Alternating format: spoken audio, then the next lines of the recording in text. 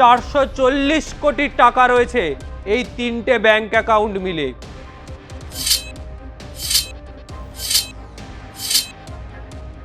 এই ফান্ড নিজের দখলে রাখতে বা দলের প্রতীক, দলের পতাকা নিজের দখলে কি আদৌ রাখতে পারবেন মমতা ব্যানার্জি? তহবিল নিয়ে দুই তৃণমূলের দড়ি টানাটানির মাঝে আরও একবার আদালতে ধাক্কা খেল মমতা ব্যানার্জির তৃণমূল, বা বলা যায় কালীঘাটের তৃণমূল। দলের তহবিলের অধিকার পেতে দ্রুত শুনানির আবেদন জানানো হয়েছিল কলকাতা হাইকোর্টে, কিন্তু মঙ্গলবার সেই আবেদন খারিজ করে দিলেন বিচারপতি সৌগত ভট্টাচার্য। জানালেন, মামলা এগিয়ে এনে শুনানি কোনোভাবেই সম্ভব নয়। তালিকা অনুযায়ী তৃণমূলের তহবিল সংক্রান্ত মামলা শুনবেন তিনি। বিচারপতির একথা শুনে রাজ্য সরকারের তরফে সলিসিটর জেনারেল তুষার মেহতা বৃহস্পতিবার মামলার শুনানির আর্জি জানিয়েছেন।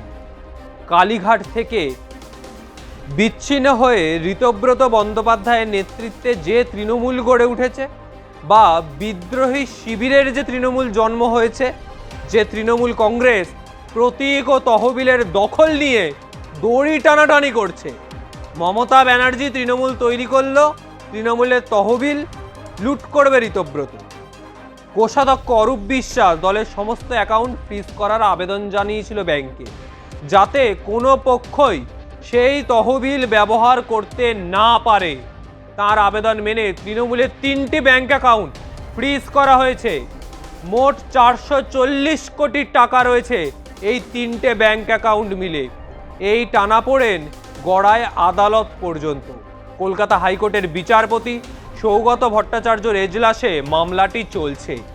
আরেকদিকে ঋতব্রতপন্থী তৃণমূল অ্যাকাউন্টের হাল হাকিকাত জানতে বিশেষ অডিটর নিয়োগের পরিকল্পনা করে।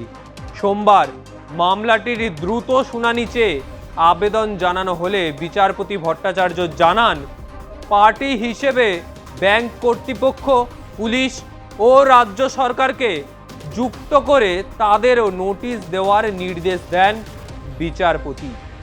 সেই প্রক্রিয়ার পরই মঙ্গলবার মামলার দ্রুত শুনানির আবেদন জানানো হলে তা খারিজ হয়ে যায়। বৃহস্পতিবার বিচারপতি ভট্টাচার্য জানিয়ে দেন, দ্রুত শুনানি কোনোভাবেই সম্ভব নয়, তালিকা অনুযায়ী তা শোনা হবে। এই মামলায় রাজ্য সরকারও একটি পার্টি। তাদের তরফে এই মামলায় সওয়াল করছেন সলিসিটর জেনারেল তুষার মেহতা। তিনি হাইকোর্টে আবেদন জানান, দ্রুত শুনানি না হলে বৃহস্পতিবার সওয়াল জবাবের সুযোগ দেওয়া হোক। তবে এবার প্রশ্ন, তৃণমূলের 440 কোটি টাকার ফান্ড কার দখলে থাকে? যে ফান্ড এতদিন মমতা বন্দ্যোপাধ্যায়ের দখলে ছিল, সেই ফান্ড আজকে তৃণমূল ভেঙে আমরাই তৃণমূল বলে যারা দাঁড়িয়ে পড়েছেন, আমরাই তৃণমূল বলে যে হাতে গোনা দুটো নেতা যারা বিধানসভা নির্বাচনে জিতে মমতা ব্যানার্জির ছবি ছাড়া আদৌ জিততে পারতেন কিনা তা নিয়ে দ্বন্দ্বের মধ্যে জিতেছেন, তারা দাবি করছেন যে সেই ফান্ড তাদের। কিন্তু কিভাবে? যখন মমতা ব্যানার্জি তৃণমূল তৈরি করে আজ যারা গলা ফাটাচ্ছে সেই ফান্ড তাদের, তারা তখন সেই 34 বছরের বাম শাসনের পিছনে হাওয়া দিচ্ছিল। আর এই জায়গায় দাঁড়িয়ে যখন মমতা ব্যানার্জি আজ ক্ষমতায় নেই, তখন মমতা ব্যানার্জির ক্ষমতায় না থাকার সুযোগ নিয়ে এই সমস্ত কিছু সুখের পায়রারা ফান্ড নিয়ে তাড়াতাড়ি করছে। ফান্ড টানাটানি চলছে, কার দখলে থাকবে 440 কোটি টাকার ফান্ড। 100-200 টাকার ব্যাপার না, 440 কোটি। এই সময় দাঁড়িয়ে মমতা ব্যানার্জি ঠিক কী পদক্ষেপ নেন?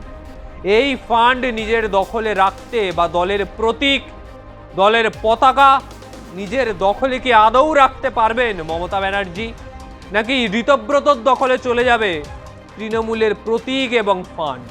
এখন সেটাই দেখার। দুই পক্ষই দড়ি টানাটানি করছে।